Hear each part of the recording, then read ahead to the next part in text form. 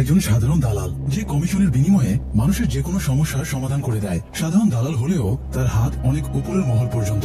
সেই সোর্স কাজে লাগিয়ে সে কামিয়ে নেয় কয়েক হাজার কোটি টাকা। কিন্তু সাধারণ দালালের পক্ষে কি এই হাজার হাজার কোটি টাকা হজম করা সম্ভব হবে, নাকি সে এবার নিজেই সমস্যার গ্যারাকলে ফেসে যাবে? জানতে হলে আসুন শুনে আসি রিসেন্টলি রিলিজ পাওয়া তামিল সিনেমা শক্তি থিরুমাগানের এক্সপ্লেনেশন। 1989 সাল তামিলনাড়ুর একটা শহরে নির্মম ঘটনা ঘটে যায়। কয়েকজন বদমাশ একটা আদিবাসী মহিলাকে ধর্ষণ করে। মহিলাটা বিধবা, সে একটা আশ্রমে কাজ করত এবং সেখানেই থাকতো। ভোরে পুলিশ খবর পেয়ে আশ্রমে গিয়ে দেখে মহিলাটির লাশ ঝুলছে। ধর্ষকেরা তাকে ধর্ষণের পরে গলায় ফাঁস দিয়ে ঝুলিয়ে দিয়েছে। মহিলার হাতে ধস্তাধস্তির আলামত ছিল। এছাড়া মহিলার প্রাইভেট পার্ট থেকে রক্ত বেরিয়ে পা দিয়ে চুইয়ে পড়ছিল। ইনভেস্টিগেশন অফিসার জানতে পারে ঘন্টাখানেক ধরে মহিলাটি ঝুলে আছে। তবে সবচেয়ে বেদনাদায়ক ব্যাপার হলো মহিলাটির একটা নবজাতক বাচ্চা আছে। অফিসার পাশের রুমে উঁকি মেরে দেখে বাচ্চাটা খিদেতে মায়ের দুধের জন্য কাঁদছে। কনস্টেবল অফিসারকে বলে বড় স্যার তাকে ফোন দিতে বলেছে। তো অফিসার বাইরে একটা এটিএম বুথে এসে অভিয়াঙ্কার নামের একজনকে ফোন দেয়। অভিয়াঙ্কার এবি গ্রুপ ইন্ডাস্ট্রির মালিক। সে দেশের সবচেয়ে পাওয়ারফুল এবং ধনী লোকদের মধ্যে একজন। এমপি মিনিস্টার থেকে শুরু করে অনেক উপরমহল পর্যন্ত অভিয়াঙ্কারের হাত আছে। অফিসার তাকে জানায় বদমাশগুলো মহিলাকে রেপ করে ফাঁসিতে ঝুলিয়ে দিয়েছে। তাই এই মুহূর্তে পোস্টমর্টম করা ছাড়া আর কোনো উপায় নেই। মহিলাকে যারা রেপ করেছিল তারা সবাই অভিয়াঙ্কারের লোক। তাই অভিয়াঙ্কার অফিসারকে প্রমোশনের লোক দেখিয়ে কেসটাকে সুইসাইড প্রমাণ করে ধামাচাপা দিতে বলে। অভিয়াঙ্কার কথা শুনলে সে প্রমোশন পাবে, আর কথা না শুনলে ভবিষ্যৎ অন্ধকার হয়ে যাবে। তাই প্রমোশনের লোভে অফিসার কেসটাকে সুইসাইড হিসেবে প্রমাণ করে দেয়। নিজ জাতির নির্বাক দর্শক শুধু চেয়ে চেয়ে দেখে, তাদের প্রতিবাদ করার মতো সাহস পায় না। তো তারা শুধু এই কেসটাকেই ধামাচাপা দেয় না, বরং আরো একটা নিকৃষ্ট কাজ করে। অফিসার অভিয়াঙ্কারের নির্দেশ মতো মাসুম বাচ্চাটাকে একটা ময়লার ভাগাড়ে ফেলে আসে। বাচ্চার কান্নার আওয়াজে আশেপাশে থাকা হায়ানা শকুনেরা আনন্দে ডাকতে শুরু করে।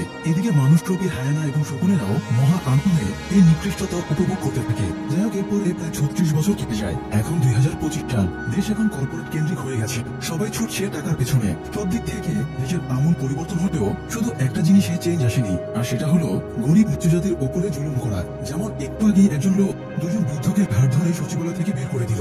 দুজনে তার ওপরে চিল্লিয়ে পালিয়ে পাশের একটা চায়ের দোকানে চা খেতে বসে। চাওয়ালা কি সমস্যা জিজ্ঞেস করলে একজন অপরজনকে দেখিয়ে জানায় ওর নাম শিবামানি, সে গ্রামে থাকে। শিবামানির বৌমাকে রেভিনিউ ডিপার্টমেন্টে ট্রান্সফার করানোর জন্য তারা সচিবালয়ে অনেক তদবির করেছে। তাদের যা যা করণীয় সব করেছে, কিন্তু কাজ হয়নি। অবশেষে এইচআর মিনিস্টারের পিএ তাদেরকে অফার দেয়। চিফ মিনিস্টারের পিএ তার অনেক ক্লোজ। তাকে 40 লক্ষ টাকা দিলে সে সেটেল করে দিবে এবং রেভিনিউ ডিপার্টমেন্টে ট্রান্সফারের ব্যবস্থা করে দিবে। এইচআর মিনিস্টারের পিএ এর কথা শুনে উপস্থিত সবাই মুখ বিকৃত করে বলে মিনিস্টারের পিএ এর নাম নাগেন্দ্রন, সম্পর্কে আবার সে মিনিস্টারের শালা। তার চেয়ে বড় কথা সে অনেক বড় বাটপার। তাই শিবামানিকে সবাই টাকার কথা ভুলে যাবার পরামর্শ দেয়। নাগেন্দ্রনকে টাকা দেওয়া মানে সেই টাকা আগুনে ফেলে দেওয়া। এইসব শুনে শিবামানি কাঁদতে শুরু করে। তখন চাওয়ালা তাকে কিট্টু নামের একজনের সাথে দেখা করতে বলে। নর্মালি কিট্টু সচিবালয়ে ছোট পদে চাকরি করে, তবে কিট্টুর আসল কাজ হলো দালালি। কিট্টুর জজ, মিনিস্টার, সচিব থেকে শুরু করে ওপর মহলের প্রায় সবার সাথেই ভালো কানেকশন আছে। কিট্টু যে কোনো সেটেলমেন্ট নিমিশেই করে দিতে পারে। এই জন্য চাওয়ালা তাদের কিট্টুর সাথে যোগাযোগ করতে বলে। তারা কিট্টুর অফিস খুঁজে তার সাথে দেখা করে। সব শোনার পরে কিট্টু বলে রেভিনিউ ডিপার্টমেন্ট সিএম এর আন্ডারে, তাই তাদের সরাসরি সিএম এর পিএ কে টাকা দেওয়া উচিত ছিল। এইচআর মিনিস্টারের পিএ কে টাকা দেওয়াটা তাদের অনেক বড় ভুল ছিল। তবে কিট্টুর কাজই তো সব সমস্যার সমাধান করা। এই জন্য সে ভরসা দিয়ে বলে সে তাদের 40 লাখ টাকা উদ্ধার করে দেবে, বিনিময়ে 10 লাখ টাকা কমিশন দেওয়া লাগবে। আর কোনো উপায় না থাকায় তারা কিট্টুর কথা মেনে নেয়। এরপরে সারাদিন কিট্টুর বিভিন্ন সেটেলমেন্ট করেই কেটে যায়। সে প্রথমে নিউজিল্যান্ডের একজন ব্যবসায়ী ডোনেশনের কথা বলে একজন গুরুজিকে হাত করে। এরপরে সিএম এর স্ত্রীকে একটা সুন্দর মূর্তি পাঠিয়ে তাকে খুশি করে। এছাড়া সিএম এর স্ত্রী গুরুজিকে খুব ভক্তি করত, তাই সে গুরুজির মাধ্যমে সিএম এর স্ত্রীকে শিবামানির দেওয়া ঘুষের টাকার ব্যাপারে বলে। দুপুরে খাবার সময় সিএম এর স্ত্রী সিএম কে এই ব্যাপারে জানায়। এরপরে কথাটা আরেক মিনিস্টারের কানে যায়। সেখান থেকে কথাটা পার্টির হায়ার অথরিটির কানেও চলে যায়। সামান্য রেভিনিউ ডিপার্টমেন্টের পোস্টের জন্য এইচআর মিনিস্টারের পিএ 40 লক্ষ টাকা ঘুষ নিয়েছে। কথাটা বেশ সিরিয়াস হয়ে ওঠে। তখন পার্টি থেকে সেই মিনিস্টারকে ফোন দিয়ে বকাঝকা করা হয়। এমনকি এইচআর মিনিস্টারকে এই দায় দিয়ে অন্য ডিপার্টমেন্টে ট্রান্সফার করে দেওয়া হয়। এছাড়া আইজি এবং ডিস্ট্রিক্ট কালেক্টর জড়িত থাকায় তাদেরকেও ট্রান্সফার করে দেওয়া হয়। পরিস্থিতি বেগতিক দেখে লাস্টে বাধ্য হয়ে পিএ টাকা নিয়ে কিট্টুর বাড়িতে উপস্থিত হয়। সেখানে কিট্টু আগে থেকে শিবামানিকে ডেকে এনেছিল। কিট্টু টাকা গুনে দেখে একটা নোট কম আছে। সে পিএ কে এই ব্যাপারে বললে পিএ হাত জোর করে কাঁদো কাঁদো হয়ে বলে সে কাল সকালে বাকি টাকা দিয়ে দেবে। এতে সবাই বুঝে যায় সাধারণ কর্মচারী হয়েও কিট্টুর হাত কতখানি লম্বা। তো যাই হোক, কিট্টুর সচিবালয়ে অনেক প্রভাব ছিল। সে সচিবালয়ে ঢুকলে সবাই এত সম্মান করত, মনে হতো কোন সচিব ভেতরে ঢুকছে। যেসব সমস্যা কোর্টে গিয়েও সমাধান হতো না, সেসব কাজ কিট্টুর কাছে আসলেই সমাধান হয়ে যেত। এছাড়া পুলিশের বিভিন্ন পদের অফিসারেরাও কিট্টুর সাহায্য নিতে বাধ্য হতো।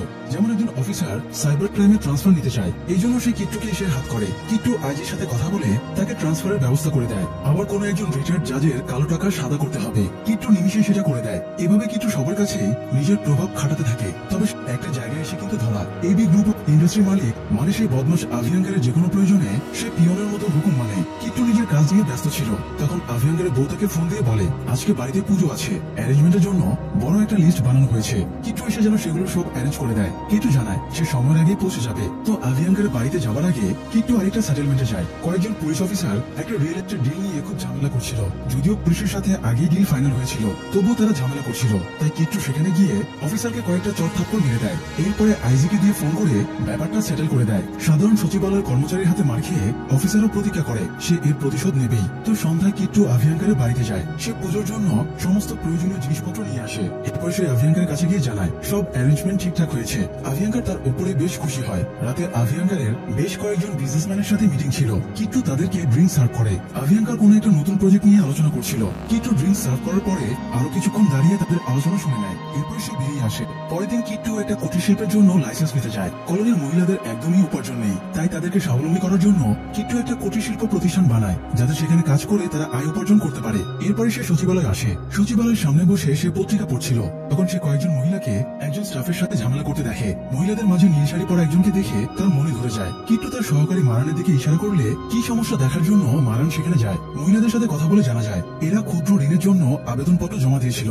আবেদন পাশ হওয়ার জন্য এই স্টাফ তাদের কাছে ঘুষ নিয়েছিল, কিন্তু তবুও সে কাজ করে দেয়নি। মারান নীল শাড়ি পরা মেয়েটার সাথে কথা বলে জানতে পারে তার নাম ভীমলা। 2 বছর আগে তার ডিভোর্স হয়েছে। যদিও সে ভালোবেসে বিয়ে করেছিল, কিন্তু বিয়ের পর তার স্বামী ক্রমাগত যৌতুকের জন্য চাপ দিতে থাকে, তাই সে ডিভোর্স দিয়ে দেয়। এখন ভীমলা স্বাবলম্বী হবার চেষ্টা করছে। মারান ভীমলার ফোন নম্বরটা নিয়ে নেয় এবং কিট্টুর কাছে এসে সব জানায়। কিট্টু ঠিক করে সে ভীমলাকে হেল্প করবে।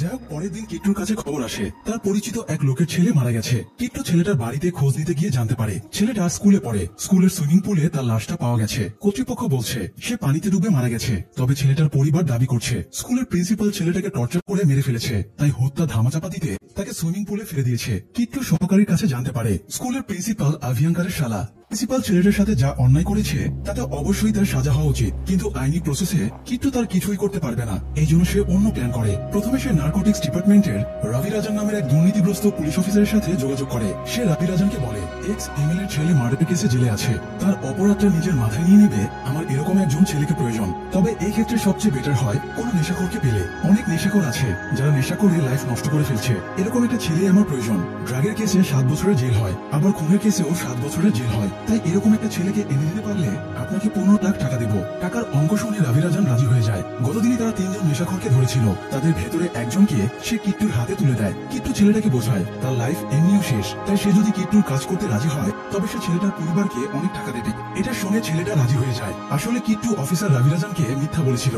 সে ছেলেটাকে দিয়ে প্রিন্সিপালকে খুন করাতে চাইছিল। তাই পরের দিন কিট্টু ছেলেটাকে স্টুডেন্ট সাজিয়ে স্কুলে পাঠায়। প্রিন্সিপালের আশীর্বাদ নেবার জন্য সে অফিস রুমে ঢোকে এবং সুযোগ বুঝে প্রিন্সিপালকে খুন করে দেয়। এরপরে পুলিশ ছেলেটাকে গ্রেপ্তার করলে সে জানায় প্রিন্সিপাল তাকে বলাৎকার করছিল, এই জন্য সে প্রিন্সিপালকে খুন করেছে। শালার মৃত্যুতে আভিয়াঙ্কার বেশ খেপে যায়। সে আসল মাস্টারমাইন্ডকে খুঁজতে পুরো ফোর্স লাগিয়ে দেয়। এদিকে রবি রাজান কিট্টুর ট্রিক জানতে পেরে ঘাবড়ে যায়। কিট্টু তাকে ভুজুম বাজুম বুঝিয়ে মুখটা বন্ধ রাখতে বলে আর ভরসা দেয় আভিয়াঙ্কার এসব ব্যাপারে কিছুই জানতে পারবে না। পরের দিন ভীমলা কিট্টুর সাথে দেখা করে এবং নিজের সিচুয়েশন বুঝিয়ে তার কাছে একটা চাকরি চায়। কিট্টু তার কুটির শিল্পের কারখানায় ভীমলাকে কাজ দেয়, পাশাপাশি থাকার জন্য একটা রুমও দেয়। এভাবে বেশ কিছুদিন কেটে যায়। ভীমলার গুণ দেখে কিট্টু তার প্রতি আরো দুর্বল হয়ে যায়। ভীমলা মনে মনে কিট্টুকে পছন্দ করত, তাই তারা হঠাৎ সিদ্ধান্ত নিয়ে বিয়ে করে ফেলে। তাদের বিবাহিত জীবনও সুন্দর কাটছিল।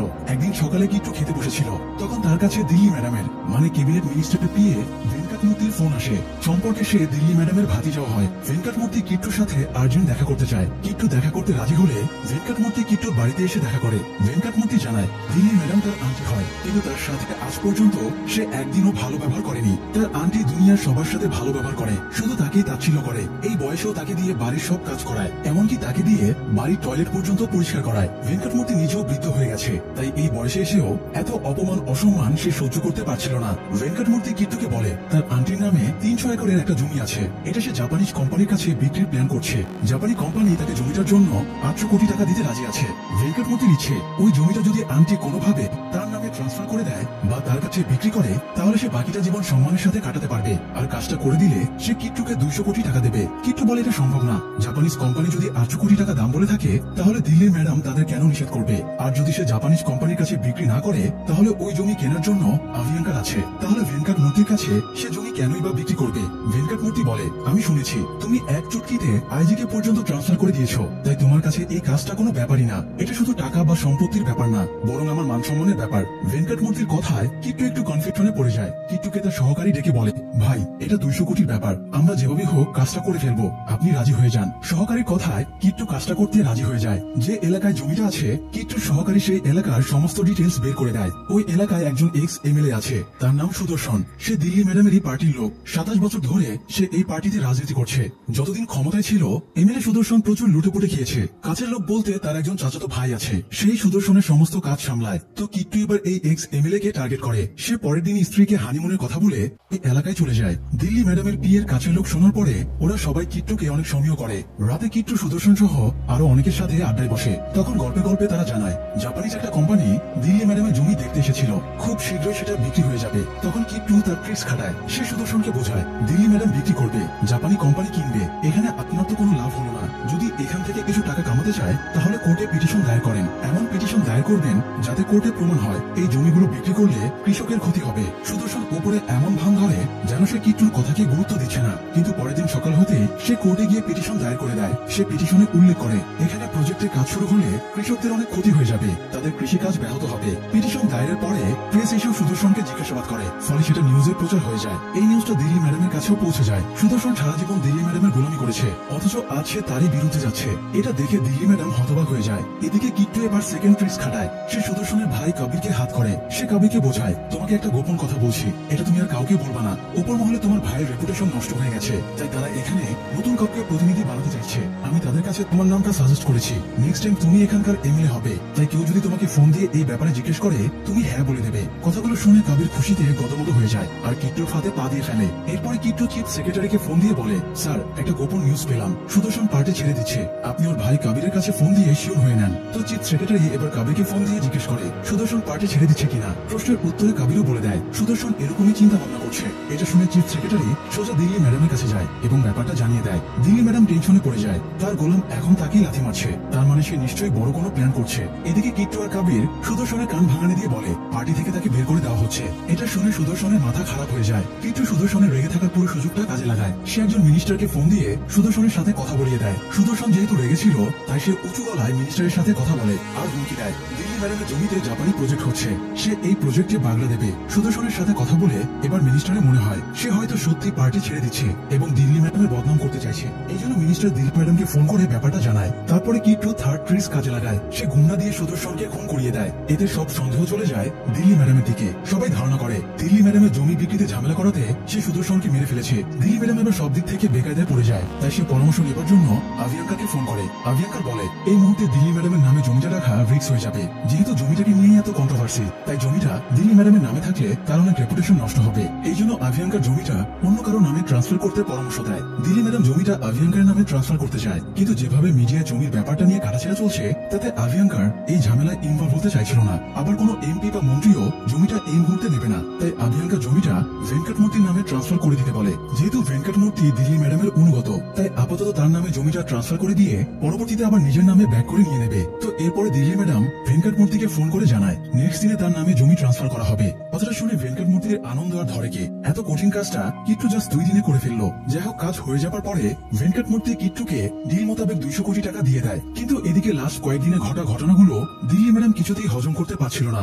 সে আবারও আভিয়াঙ্কারের পরামর্শ নেবার জন্য ফোন দেয়। সে আভিয়াঙ্কারকে বলে, আমার সবকিছু কেমন যেন মাথার উপর দিয়ে যাচ্ছে। আমার পায়ে নিচে পড়ে থাকা এমএলএ আমার বিরুদ্ধে কেস করার সাহস পেল কিভাবে? আর হঠাৎ করে তাকে এমন একটা সময় খুন করা হলো, আমি নিজের জমি পিএর নামে ট্রান্সফার করতে বাধ্য হলাম। ফলে রাতারাতি আমার পিএ কয়েকশো কোটি টাকার মালিক হয়ে গেল। তাই এর মাঝে নিশ্চয়ই বড় কোনো রহস্য লুকিয়ে আছে। আভিয়াঙ্কার পরামর্শ দেয়, আপনি জাপানিজ কোম্পানির সাথে ডিল ক্যান্সেল করে দেন। এসব কিছু যদি শুধুমাত্র জমির জন্য হয়, তাহলে প্রজেক্ট বন্ধ হয়ে গেলে ওই জমির মূল্য 800 কোটি থেকে ডিরেক্ট 30 কোটিতে নেমে যাবে। আভিয়াঙ্কারের পরামর্শ মতো দিল্লি ম্যাডাম প্রজেক্টটা বন্ধ করে দেয়। তখন ভেঙ্কটমূর্তি আবারও কিট্টুর কাছে আসে এবং বলে, ওই জমিটা নিয়ে লাভের বদলে আমার আরো লস হয়ে গেল। জাপানিজ কোম্পানি প্রজেক্ট বন্ধ করে দেওয়ায় ওটার মূল্য এখন মাত্র 30 কোটি টাকা, অথচ কাজের জন্য তোমাকেই দিতে হয়েছে 200 কোটি টাকা। তাই 30 কোটির উপরে নিজের কমিশন রেখে বাকি টাকা আমাকে ফেরত দাও। যদিও ভেঙ্কটমূর্তির দাবিটা অযৌক্তিক, তবুও কিট্টু একটু টু শব্দ না করে কমিশনের 200 কোটি টাকা ভেঙ্কটমূর্তিকে ফেরত দিয়ে দেয়, কারণ কিট্টুর আরো বড় কোনো প্ল্যান ছিল। তো যাই হোক, কয়েকদিন পরে অভিয়াঙ্কার কয়েকজন পলিটিক্যাল লিডারের সাথে কথাবার্তা বলছিল। তখন একজন কিট্টুর কথা তোলে এবং বলে, আপনার শীর্ষ কিন্তু আপনার চেয়ে কম না। কথাটা শুনে অভিয়াঙ্কার একটু অবাক হয়। তখন লোকটা জানায়, রিসেন্টলি কিট্টু ভেঙ্কটমূর্তির সাথে ডিল করে হিউজ পরিমাণ কমিশন পেয়েছিল, কিন্তু ভেঙ্কটমূর্তি আবারও টাকাটা ব্যাক চাওয়ায় সে হাসি মুখে টাকাটা ব্যাক করে দিয়েছে। পাশ থেকে আরেকজন বলে ওঠে, এমিলের মার্ডারের পেছনেও কিট্টুরই হাত ছিল। এসব শুনে অভিয়াঙ্কার বলে, কিট্টু তো সচিবালয় টুকটাক দালালি করে বেড়ায়, সে এত কিছু কিভাবে সামলাবে? তখন পাশ থেকে আরেকজন বলে ওঠে, তার জানা মতে কিট্টু অন্তত 8 জন জাজের ইলিগাল টাকা পয়সা সামলায়। সে মুহূর্তের ভেতরে যে কোনো অ্যামাউন্টের কালো টাকা সাদা করে দেবার ক্ষমতা রাখে। এসব শুনে অভিয়াঙ্কার বুঝতে পারে, এতদিন কিট্টুকে নিজের আন্ডারে কাজ করিয়েও সে তার ব্যাপারে কিছুই জানতে পারেনি। সে কিট্টুর ব্যাপারে জানার জন্য অস্থির হয়ে ওঠে। এই জন্য সে টাস্ক ফোর্সের স্পেশাল অফিসার রাম পান্ডেকে ডেকে আনে এবং আনঅফিসিয়ালি কিট্টুর ব্যাপারে ইনকোয়ারি করার নির্দেশ দেয়। ইনকোয়ারি করার সময় জানা যায় কিট্টু আইজিকে ট্রান্সফার করিয়েছে। এটা শুনে অভিয়াঙ্কারের মাথা খারাপ হয়ে যায়। সে কিছুতেই বুঝতে পারছিল না আইজির মতো পাওয়ারফুল একটা পদবীর অফিসারকে সে কিভাবে ট্রান্সফার করালো। এছাড়া কিট্টুর বিভিন্ন লোকের সাথে সেটেলমেন্টের ব্যাপারগুলো সামনে চলে আসে। সে একজনকে 2.5 কোটি টাকার বিনিময়ে রেলওয়েতে কন্ট্রাক্ট পাইয়ে দিয়েছে। পুরো শহরে সিএম এর মাধ্যমে 86টা ওয়াইন শপের লাইসেন্স পাইয়ে দিয়েছে। এইভাবে ইনকোয়ারিতে বেরিয়ে আসে কিট্টু এখন পর্যন্ত প্রায় 6,236 কোটি 24 লাখ টাকার কমিশন খেয়েছে। টাকার অঙ্ক শুনে সবার মাথায় বজ্রপাত হবার মতো অবস্থা হয়। সামান্য পিয়ন বা কেরানি হয়ে এত বড় স্ক্যামের রেকর্ড আর কারণেই। তবে ইনকোয়ারিতে এটাও বেরিয়ে আসে কিট্টুই অভিয়াঙ্কারের শালা অর্থাৎ প্রিন্সিপালকে হত্যা করিয়েছে। এবার অভিয়াঙ্কার তার ওপরে প্রতিশোধ পরায়ণ হয়ে ওঠে। এছাড়া কিট্টু বেশ কয়েকজন মিনিস্টার এবং ঊর্ধ্বতন অফিসারদেরও ক্ষতি করেছিল, তাই সবাই মিলে কিট্টুকে সাহায্য করার কথা ভাবে। কিন্তু সমস্যা হলো কিট্টুর বিরুদ্ধে লিগ্যাল কোনো প্রমাণ ছিল না। তাছাড়া চিফ মিনিস্টার পর্যন্ত কিট্টুর সাথে জড়িত ছিল, তাই তার বিরুদ্ধে প্রমাণ জোগাড়ের জন্য তারা কিট্টুর কাছের লোকেদের ধরে আনে। এছাড়া তারা কিট্টুকেও তুলে আনে। যদিও কিট্টু পালানোর চেষ্টা করেছিল, তবে লাভ হয় না। আইজি এবং একজন মিনিস্টার কিট্টুকে একটা সিক্রেট জায়গায় আটকে রেখে জিজ্ঞেস করে 6,236 কোটি টাকা সে কোথায় রেখেছে। কিট্টু বলে, আমার নামে এফআইআর দায়ের করেন, আমি তখন আপনাদের টাকার কথা বলবো। এটা শুনে মিনিস্টার রেগে যায়, কারণ তার লিগালি স্টেপ নিতে গেলে অনেক এমএলএ, মিনিস্টার, সরকারি কর্মকর্তারা ফেসে যাবে। কারণ কিট্টুর এই হাজার হাজার কোটি টাকা আয়ের উৎস তো তারাই। একটু পরে সেখানে অভিয়াঙ্কার আসে। সে একটা লাঠি দিয়ে কিট্টুকে কিছুক্ষণ মারে, তারপর বলে কিট্টুকে বাঁচিয়ে রাখার রিস্ক, তাই তাকে মেরে ফেলা উচিত। মেরে ফেলার কথা শুনেও কিট্টু একটুও ভয় পায় না, উল্টো সে হাসতে থাকে। তখন মিনিস্টার রাগ করে তাকে লাথি দিয়ে চেয়ার থেকে ফেলে দেয়। পরবর্তীতে টাস্ক ফোর্সের স্পেশাল অফিসার রাম তাকে মারতে বারণ করে, কারণ এতগুলো টাকা সে কোথায় লুকিয়ে রেখেছে সেটা জানা জরুরি। তারা জিজ্ঞাসাবাদের জন্য কিট্টুর অ্যাসিস্ট্যান্ট মারানকে, কিট্টুর স্ত্রী ভীমলাকে এবং কিট্টুর ক্লোজ একজন চাওয়ালাকে তুলে আনে। পুলিশ তাদের টর্চার করেও কোনো কথা বের করতে পারে না। ভীমলা এই সময় প্রেগনেন্ট ছিল, তাই রাম তাকে ছেড়ে দিতে বলে। তবে তাদের লোক সবসময় ভীমলার উপরে নজর রাখতো। এদিকে কিট্টুর বাড়িঘর সবকিছু সার্চ করে তারা একটা চিপ পায়। সেটা থেকে তারা অনেকগুলো ব্যাংক অ্যাকাউন্টের ডিটেলস পায়। অ্যাকাউন্টসের ট্রানজাকশন চেক করে তারা জানতে পারে এই অ্যাকাউন্টস গুলো থেকে 610 কোটি টাকার ট্রানজাকশন হয়েছে। এর ভেতরে 210 কোটি টাকা গেছে এনজিও 540 জন সদস্যের কাছে। আর এই টাকাগুলো তাদেরই দেওয়া হয়েছে যারা লোন পরিশোধ করতে পারছে না বা যারা লোন নেওয়ার ক্ষমতা নেই। এছাড়া কিট্টুর অ্যাকাউন্টস থেকে কয়েকটা শ্মশানেও টাকা যায়। এসব দরিদ্র মানুষদের লাশ সৎকারের টাকা নেই, কিট্টুর টাকায় তাদের লাশের সৎকার করা হয়। এছাড়া কিট্টুর একটা ইন্স্যুরেন্স কোম্পানিও আছে, যার মাধ্যমে সে গরিব জেলেদের নৌকা, জাল ইত্যাদি কেনার টাকা দিয়ে হেল্প করে। তাছাড়া কিট্টুর অ্যাকাউন্ট থেকে 183 কোটি টাকা অসংখ্য মেধাবী স্টুডেন্টদের পড়াশোনা করানোর পেছনে খরচ হয়েছে। তার টাকায় অন্তত 271 জন ছেলে মেয়ের লেখাপড়া চলছে। পুলিশ সেই সব লোকদের ডেকে এনে জিজ্ঞাসাবাদ করে যারা কিট্টুর কাছ থেকে সাহায্য সহযোগিতা পেয়েছে। সবার ভাষ্য অনুযায়ী কিট্টুর কাছে সাহায্য চেয়ে কেউ কখনো খালি হাতে ফেরত যায়নি। রাম বুঝতে পারছিল না কিট্টু এসব মানুষদের কেন হেল্প করছে। সে কোনো পলিটিক্যাল পার্টির সাথে যুক্ত থাকলেও না হয় বোঝা যেত সে রাজনৈতিক ফায়দা নিতে এসব করছে। তো একটু পরে রামের হাতে একটা শহরের ঠিকানা আসে। এটা চাওয়ালা দোকানে পাওয়া গেছে। রাম এবার কিট্টুর মুখোমুখি হয়ে সেই জায়গার ব্যাপারে জিজ্ঞেস করে। কিট্টু জানায় ওখানেই তার জন্ম। কিট্টুই হলো সেই বিধবা মায়ের সন্তান 1989 সালে, যাকে অভিয়াঙ্কারের লোকেরা রেপ করে হত্যা করেছিল। এরপরে কিট্টুকে পুলিশ ময়লার ভাগায় ফেলে আসে। সৌভাগ্যবশত একজন বৃদ্ধ পাগলা কিসিমের লোক কিট্টুর কান্নার আওয়াজ শুনে তাকে হেল্প করার জন্য এগিয়ে আসে। সে কিট্টুকে কোলে তুলে নিজের বাড়িতে নিয়ে গিয়েছিল। কিট্টু এরপর থেকে এই বৃদ্ধের কাছে বড় হতে থাকে। বৃদ্ধ বামপন্থী সমর্থক ছিল। সে সবসময় কিট্টুকে জীবন দর্শনের শিক্ষা দিত। লাইফের প্রতিটা পদে পদে সে কিট্টুকে কিছু না কিছু শেখাতো। ফলে অল্প বয়সেই কিট্টু বেশ জ্ঞানী হয়ে ওঠে। এদিকে গত 8 বছর ধরে কিট্টুর মায়ের খুনের কেস কোর্টে চলছিল। অবশ্যই একদিন রায়ের সময় চলে আসে। অভিয়াঙ্কার জাজকেও কিনে নিয়েছিল, তাই জাজ কিট্টুর মাকে প্রস্টিটিউট আখ্যা দিয়ে কেসটা ডিসমিস করে দেয়। কেস জিতে অভিয়াঙ্কার যখন কোর্ট চত্বর থেকে বের হচ্ছিল, তখন বৃদ্ধ কিট্টুকে বলে এই লোকটাকে ভালো করে চিনে রাখ, ওর চেহারাটা কখনো ভুলবি না। বাড়ি ফিরে বৃদ্ধ কিট্টুকে জিজ্ঞেস করে তার মায়ের খুনিদের ব্যাপারে সে জানে কিনা। কিট্টু বেশ ইন্টেলিজেন্ট ছিল, তাই সে খুনিদের নাম বলে দেয়। বৃদ্ধ তখন বলে এই খুনিরা তো সরাসরি অপরাধের সাথে যুক্ত, কিন্তু তাদেরকে সাহায্য করা জাজও কিন্তু এদের মতোই অপরাধী। আর সবচেয়ে বড় অপরাধী হলো আভিয়াঙ্কার। সেই সবকিছুর মাস্টারমাইন্ড। নির্বাচনে যেই জিতুক না কেন সে সবাইকেই কন্ট্রোল করে, সবার উপরে বসে সে সিস্টেমকে নিজের হাতের মুঠোয় কব্জা করে রেখেছে। যুগের পর যুগ ধরে আভিয়াঙ্কার মানুষের রক্ত চুষে সম্পদের পাহাড় করছে। তাকে প্রতিহত করতে হলে তার মতোই মাস্টারমাইন্ড নেতা হয়ে উঠতে হবে, তার মতোই পুরো সিস্টেমের উপরে নিজের নিয়ন্ত্রণ প্রতিষ্ঠা করতে হবে, তবেই আভিয়াঙ্কারের সাথে লড়াই করা যাবে। বৃদ্ধের কথাগুলো কিট্টু ভালোভাবে নিজের মস্তিষ্কে ঢুকিয়ে নেয়। এরপরে আরো কয়েক বছর কেটে যায়। বৃদ্ধের প্রতিবাদী ভাষা ছিল দেয়ালে গ্রাফিতি আঁকা। সে বিভিন্ন দেয়ালে গ্রাফিতি এঁকে অন্যায় প্রতিবাদ করত। একদিন মন্দিরের দেয়ালে আঁকা একটা গ্রাফিতি থানার বড়বাবুর অপছন্দ হয়, তাই পুলিশ তাকে থানায় নিয়ে গিয়ে টর্চার করে মেরে ফেলে। বৃদ্ধের মৃত্যুর পরে কিট্টু শহরে চলে আসে। এরপরে বৃদ্ধের বলা ছোটবেলার পরামর্শই মূলত কিট্টু বড় হয়ে এক্সিকিউট করছিল। তো যাই হোক, কিট্টুর স্বীকারোক্তি নেবার পরে রাম কিট্টুর জন্মস্থান সহ আরো অনেক জায়গায় খোঁজাখুঁজি করে, কিন্তু টাকার কোনো ট্রেস পায় না। এভাবে 6 মাস কেটে যায়। তারা কিট্টুকে ছাড়েও না, আবার তার বিরুদ্ধে কোনো প্রমাণও পায় না। এদিকে ভিমলার গর্ভের সন্তানের ডেলিভারির সময় হয়ে আসছে, তাই একদিন কিট্টু তার লুকানো টাকার লোকেশন জানিয়ে দেয়। সে একটা ময়লার ভাগাড়ে ময়লার নিচে টাকাগুলো রেখেছিল। এরকম একটা জায়গায় হাজার হাজার কোটি টাকা থাকতে পারে, এটা যে কারো ধারণার বাইরে। তো পুলিশ রেড দিয়ে টাকাগুলো উদ্ধার করে।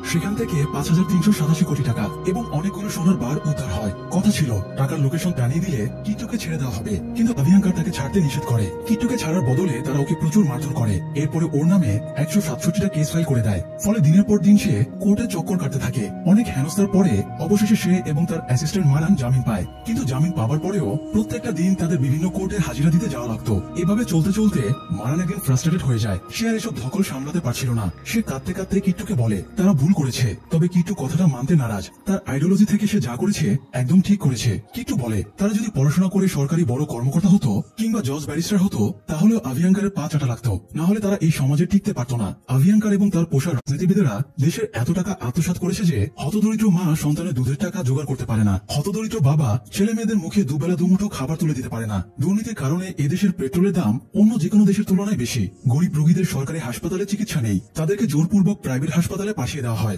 অথচ যে মানুষগুলো ঠিকমতো খেতে পায় না তারা চিকিৎসা করাবে কি দিয়ে? 20 থেকে 22 বছর ধরে পড়াশোনা করে কোটি কোটি ছেলে মেয়ে বেকার ঘুরে বেড়াচ্ছে, কারণ ঘুষ ছাড়া এদেশে চাকরি হয় না। এছাড়া অন্যের সম্পদ লুট করা, কৃষকের জমি বেদখল করার মতো ঘটনা হরহামেশাই ঘটছে। এই দেশের সিস্টেমের প্রতিটা রন্ধে রন্ধে দুর্নীতি ঢুকে পড়েছে। তাই এই সিস্টেমকে চেঞ্জ করার জন্যই কিট্টু এসব কাজ করেছে। সে এসব দুর্নীতিবাজদের কাছ থেকে কমিশন নিয়ে সেই টাকা আবার গরিবদের হাতে তুলে দিত। তাই তার নিজের কাজ নিয়ে একটু অনুশোচনা নেই। যাই হোক, এদিকে টাস্ক ফোর্স কিট্টুর টাকা পয়সা নিয়ে ঘাটাঘাটি করে জানতে পারে তারা কিট্টুর কাছ থেকে সব টাকা পয়সা উদ্ধার করতে পারেনি, বরং কিট্টুর কাছে লুকানো আরো অনেক টাকা আছে। তারা বারবার ক্যালকুলেশন করেও কিট্টুর টাকার হিসাব মিলাতে পারছিল না। অন্যদিকে আভিয়াঙ্কার বড় ফিল্ডে খেলার জন্য প্রস্তুত হচ্ছিল। সে পার্টির সমস্ত মেম্বার এবং অন্তত 36 জন জাজকে কিনে নেয়। এছাড়া ফরেন অ্যাফেয়ার্স, অ্যাটর্নি জেনারেল সবাইকে সে হাত করে নেয়, কারণ সে আগামী প্রেসিডেন্ট নির্বাচনে প্রতিদ্বন্দ্বিতা করবে। সে যেভাবে সবার উপরে প্রভাব বিস্তার করেছে তাতে তার প্রেসিডেন্ট হওয়া অলমোস্ট নিশ্চিত। অবশ্য কিট্টু আভিয়াঙ্কারের প্ল্যান জানতো। সে টেনশন করছিল ক্ষমতার বাইরে থেকেও আভিয়াঙ্কার এত অপরাধ করছে, ক্ষমতায় গেলে তো সে দেশটাই বিক্রি করে দেবে। তার মতো শয়তান প্রেসিডেন্ট হলে এই দেশের অস্তিত্বই হারিয়ে যাবে। এই জন্য সে যে কোনো মূল্যে আভিয়াঙ্কারের প্রেসিডেন্ট হওয়া আটকানোর প্ল্যান করে। এদিকে আভিয়াঙ্কার ইন্ডিয়ার টপ 4 নম্বর ধনী ব্যক্তি ফিরোজির সাথে কোলাবোরেশন করে। ফিরোজি তার নির্বাচনে প্রচুর টাকা ইনভেস্ট করতে রাজি হয়। এতে আভিয়াঙ্কারের সাথে পাল্লা দেবার মতো আর কোনো প্রার্থী থাকে না। অন্যদিকে কিট্টু যেখানে যাচ্ছিল আভিয়াঙ্কারের লোকেরা তাকে ফলো করছিল। ভিমলার ভয় ছিল। কিট্টুর পরিচয় জানার পরেও ওরা তাকে ছেড়ে দিয়েছে। তার মানে ওদের নিশ্চয়ই অন্য কোনো প্ল্যান আছে। সবসময় ইনফর্মালেরা কিট্টুকে ঘিরে থাকতো, তবুও সে নিজের প্ল্যান জেনারেটের কাজে লেগে পড়ে। কিট্টু লাস্ট 15 বছরে নিজের এমন পজিশন তৈরি করেছে দেশে বিদেশে কিট্টুর অসংখ্য লোকেরা ছড়িয়ে ছিটিয়েছিল। এদেরকে কিট্টু কাজে লাগাতে শুরু করে। ভিড়ের ভেতরে একটা বাচ্চা ছেলে কিট্টুকে একটা স্মার্ট ওয়াচ দিয়ে যায়। এটার মাধ্যমে সে সিক্রেটলি অন্যদের সাথে যোগাযোগ করতে পারবে। কিট্টু তার বাকি টাকা দিয়ে বিটকয়েন সহ আরো বেশ কিছু ক্রিপ্টো কয়েন কিনে রেখেছিল। বর্তমান রেট অনুযায়ী বিটকয়েন ভাঙালে অন্তত 197 কোটি টাকা হবে। সে নিজের সোর্সের মাধ্যমে সেই টাকা দেশে ফিরিয়ে নিয়ে আসে। এরপর সে বেশ কয়েকজন হ্যাকারকে হায়ার করে। কিট্টুর টাকাতে এরা পড়াশোনা করছিল, তাই ওরা কিট্টুকে যে কোনো মূল্যে হেল্প করতে চায়। কিট্টু ওদেরকে দিয়ে আভিয়াঙ্কারের বিভিন্ন ফ্যাক্টরিতে ম্যালওয়্যার ভাইরাস অ্যাটাক করে। ফলে ফ্যাক্টরিগুলো কয়েকদিনের জন্য বন্ধ হয়ে যায়। এতে আভিয়াঙ্কারের কয়েক হাজার কোটি টাকা লোকসান হয়ে যায়। রামের ধারণা ছিল এসব কিট্টু করছে, কিন্তু আভিয়াঙ্কারের যখন সর্বনাশ হচ্ছিল কিট্টু তখন আরামে বসে সদরঘাটের পান চিবোচ্ছিল। তাই আর তার উপরে কেউই ডিরেক্ট সন্দেহ করতে পারছিল না। কিট্টু শুধু এখানেই থেমে থাকে। থাকে না। সে আভিয়াঙ্কারের কর্মচারীদের টিফিন বক্সের মধ্যে করে আভিয়াঙ্কারের বিভিন্ন গোডাউনে বোম পাঠিয়ে দেয়। ফলে আভিয়াঙ্কারের বেশ কয়েকটা গোডাউন ধ্বংস হয়ে যায়। তারা এবারও কিট্টুর উপরে সরাসরি সন্দেহ করতে পারে না, কারণ পুরো সময়টা কিট্টু বাড়ির বাইরে বের হয়নি। বোমা ব্লাস্টের সময়ে সে বাড়িতে বসে টিভিতে সিনেবাজের এক্সপ্লেনেশন ভিডিও দেখছিল। তো নেক্সট ডে কিট্টু আভিয়াঙ্কারের কোম্পানির একটা গাড়ির অ্যাক্সিডেন্ট করিয়ে দেয়। এই গাড়িতে করে গরু পাচার হচ্ছিল। ধর্মীয় দৃষ্টিকোণ থেকে ভারতীয় হিন্দুরা গরুকে দেবতা মানে, তাই গরু পাচারের ব্যাপারটা সামনে আসায় আভিয়াঙ্কারের রেপুটেশন নষ্ট হয়। মিডিয়াতে ফলো করে নিউজটা প্রচার হতে থাকে। আভিয়াঙ্কার দিল্লি ম্যাডামকে ফোন করলে দিল্লি ম্যাডাম জানায় আভিয়াঙ্কারের টেনশনের কিছু নেই, রাতে আইপিএল ম্যাচ আছে, সবাই আইপিএল নিয়ে ব্যস্ত হয়ে যাবে, কেউ আভিয়াঙ্কার নিউজটা দেখবেই না। তবুও আভিয়াঙ্কার দিল্লি ম্যাডামকে একটু বকাঝকা করে। তাই দিল্লি ম্যাডাম রামকে ফোন করে কিট্টুকে অ্যারেস্ট করার নির্দেশ দেয়। যদিও আইনি ভাবে সে কিট্টুকে অ্যারেস্ট করতে পারবে না, তবুও নেত্রীর কথা শুনে সে কিট্টুকে অ্যারেস্টের জন্য সবাইকে অ্যালার্ট করে দেয়। কিট্টু একটা টঙ্গে বসে চা খাচ্ছিল, তখন পুলিশ তাকে গ্রেপ্তার করতে আসলে সে ফাইট ব্যাক করে এবং সবাইকে মেরে পালিয়ে যায়। এরপরে কিট্টু তার নেক্সট মুভ দেয়। সে একজন কলগালের মাধ্যমে ফেরোজির ছেলে আমিরকে কিডন্যাপ করিয়ে নেয়। এরপরে কিট্টু ফেরোজিকে ফোন দিয়ে বলে, শুনেছি আপনি আভিয়াঙ্কারের নির্বাচনে এমপিদের কেনার জন্য 8,000 কোটি টাকা দিয়েছেন, আপনাকে আপনার 8,000 কোটি টাকা ফেরত দেওয়া হবে। বিনিময়ে আভিয়াঙ্কার যেন প্রেসিডেন্ট নির্বাচনের লিস্ট থেকে বাদ পড়ে যায়। বাই চান্স ও যদি প্রেসিডেন্ট হয়ে যায় তাহলে আপনার ছেলেকে আমরা মেরে ফেলবো। ফেরোজি পর খেপে গিয়ে আভিয়াঙ্কারকে ফোন দিয়ে গালাগাল করে এবং বলে এই 8,000 কোটি টাকা বাদ দিলেও লাস্ট 3 বছরে আভিয়াঙ্কারের পার্টির জন্য সে অন্তত 8 লাখ কোটি টাকা খরচ করেছে। তাই যদি তার ছেলের কিছু হয়ে যায় তাহলে সে আভিয়াঙ্কারের অবস্থা খারাপ করে দেবে।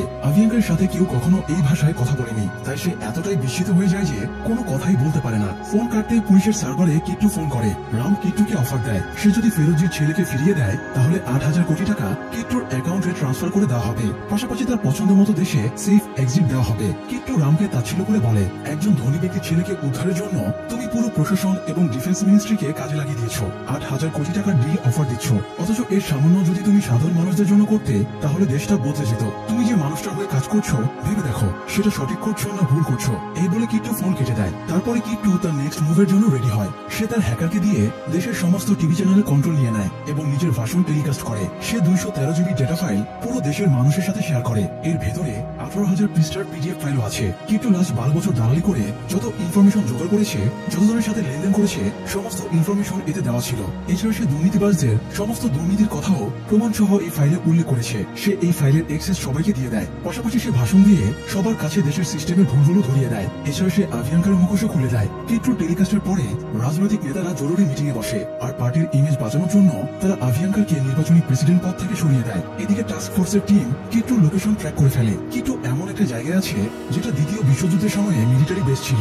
এই জায়গাটা ব্যাংকার হিসেবে ইউজ হতো আর এই জন্য এই ব্যাংকারের চারপাশে অসংখ্য টানেল রয়েছে। একদিন এরকম সিচুয়েশন আসবে ভেবে কিট্টু অনেক আগেই এই 12 একরের জায়গাটা কিনে রেখেছিল। কিট্টুকে ধরতে পুলিশ, টাস্ক ফোর্স, আর্মি সবাই চারিদিক থেকে জায়গাটা ঘিরে ধরে, কিন্তু তারা ব্যাংকারের ভেতরে ঢোকার পথ পাচ্ছিল না। যদিও একটা টানেল তারা পায়, কিন্তু সেখানে কিট্টু আগে থেকেই বোমা পুঁতে রেখেছিল, তাই বোমাটা ব্লাস্ট করলে তারা আরো ঘাবড়ে যায়। তারপর কিট্টু রামকে ফোন দিয়ে বলে সে ফেরোজির ছেলেকে ফিরিয়ে দেবে, বিনিময়ে আভিয়াঙ্কারকে ব্যাংকারের ভেতরে পাঠাতে হবে। আর কোনো উপায় না থাকায় তারা সমঝোতার জন্য আভিয়াঙ্কারকে ব্যাংকারের ভেতরে পাঠিয়ে দেয়। ঠিক তখনই কিট্টুর লোকেরা ফেরোজির ছেলেকে রাস্তার পাশে সেফলি নামিয়ে দেয়। ব্যাংকারে ঢোকার পরে কিট্টু আভিয়াঙ্কারকে চেয়ারে বেঁধে দেয়। রাম কিট্টুকে ফোন করে জিজ্ঞেস করে আভিয়াঙ্কারের সাথে পার্সোনাল ঝামেলার জের ধরে কিট্টু এত কাহিনী কেন ঘটালো, আভিয়াঙ্কার সাথে বোঝাপড়া করে কিট্টুর কি লাভ হবে। কিট্টু বলে 400 বছর আগে মাত্র 8 জন ইংরেজ এই উপমহাদেশে এসেছিল। এরপরে তারা নিজেদের আধিপত্য বিস্তার করতে শুরু করে। নবাব সিরাজউদ্দৌলাকে হারিয়ে তারা পুরো উপমহাদেশ কবজা করে নেয়। নবাবকে যেদিন গ্রেপ্তার করে টেনে নিয়ে যাওয়া হচ্ছিল তখন হাজার হাজার মানুষ দাঁড়িয়ে সেই দৃশ্য দেখছিল। সেদিন যদি প্রত্যেকে একটা করে পাথর ছুঁড়ে মারত তবুও ইংরেজরা পালানোর পথ খুঁজে পেত না। সেদিন কেউ প্রতিবাদ করেনি বলে তাদের 400 বছর ধরে ইংরেজদের দাস হয়ে থাকতে হয়েছে। বর্তমানেও আভিয়াঙ্কারদের মতো লোকেরা দেশের মানুষকে দাস বানিয়ে রেখেছে, তাদের জিম্মি করে রেখেছে। আজ যদি কেউ না কেউ এদের বিরুদ্ধে আওয়াজ না তোলে তাহলে শত শত বছর ধরে এই দেশের মানুষদের দাস হয়ে কাটাতে হবে। এই জন্যই মূলত কিট্টু একা এদের বিরুদ্ধে লড়াই নেমেছে। তো যাই হোক, আভিয়াঙ্কার এভাবে কিট্টুর সামনে ধরাশয়ী হয়ে বসে থাকার পরেও তার ভেতরে কোনো অনুশোচনা দেখা যাচ্ছিল না। সে তখনও টাকা এবং ক্ষমতার অহংকার দেখাচ্ছিল। সে কিট্টুকে মিনিস্টার বানিয়ে দেবারও লোভ দেখায়। তবে কিট্টু এই শয়তানের শয়তানি আজই শেষ করে দিতে চাইছিল। সে একটা তরবারি তুলে নিয়ে এক কোপে আভিয়াঙ্কারকে মেরে ফেলে। আভিয়াঙ্কারকে ভেতরে ঢোকানোর সময় তার ড্রেসে একটা অডিও চিপ লাগিয়ে দেওয়া হয়েছিল। এটার মাধ্যমে বাইরের ফোর্স বুঝতে পারে কিট্টু আভিয়াঙ্কারকে মেরে ফেলেছে। তাই আর্মি অফিসার গুলির নির্দেশ দিলে সেনারা ব্যাংকারে গুলি চালাতে শুরু করে। একটু পরে তারা ব্যাংকারে ঢুকে দেখে আভিয়াঙ্কার লাশটা পড়ে আছে, তবে কিট্টু কোথাও ছিল না। এই ব্যাংকারের সাথে অনেকগুলো টানেলের কানেকশন ছিল। কিট্টু কোনো একটা টানেল দিয়ে বাইরে বেরিয়ে গেছে। এদিকে যেখানে কিট্টুর জন্ম হয়েছিল ঠিক একই জায়গায় বিমলা কিট্টুর সন্তানেরও জন্ম দেয়। কিট্টু বিমলা এবং সন্তানকে নিয়ে সেখান থেকে অজানা কোথাও পালিয়ে যায়। কিট্টু চলে যাওয়ার পরেও একজন কর্মকর্তার কাছে ব্যাংক অ্যাকাউন্ট ডিটেলস পাঠিয়ে দেয়, যাতে এতদিন তার কাছ থেকে যেসব দরিদ্র মানুষ অনুদান পাচ্ছিল তারা যেন নিয়মিত টাকা পেতে পারে। সেই সাথে এই যুগের আরেক রবিনহুডের গল্পটা এখানে শেষ হয়ে যায়।